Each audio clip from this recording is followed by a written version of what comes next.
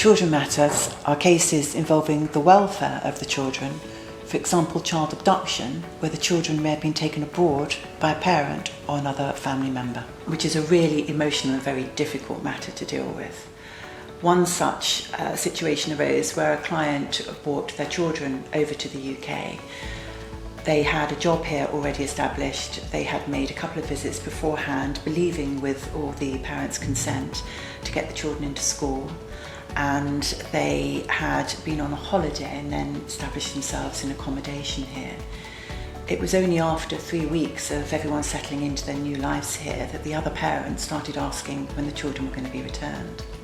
That, of course, was a very difficult issue for our client. She believed that she had the consent of the other parent to bring the children here and had established them in their new life here at a time when one was now trying to undermine that. Unfortunately, the other parent took her to court in their home country, stating that she'd taken the children without their consent, and an emergency hearing was had.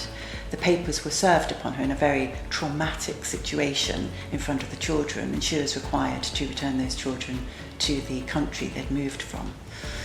We were able to advise her appropriately and urgently in those sorts of matters. It's very important that you get urgent legal advice in these time-sensitive matters.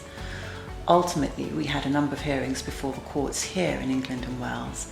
We were able to persuade the judge that the other parent had given their consent, that the children had become established in the jurisdiction here, that it would do them more harm than good to remove them from the jurisdiction, and that having established consent, there was no reason for them to move home back to where they'd come from, and this was not a case of abduction. However, it was a very difficult and emotional experience for all involved, including the children needing to get their own legal representation so that their voice could be heard in something as very difficult and traumatic for them as this.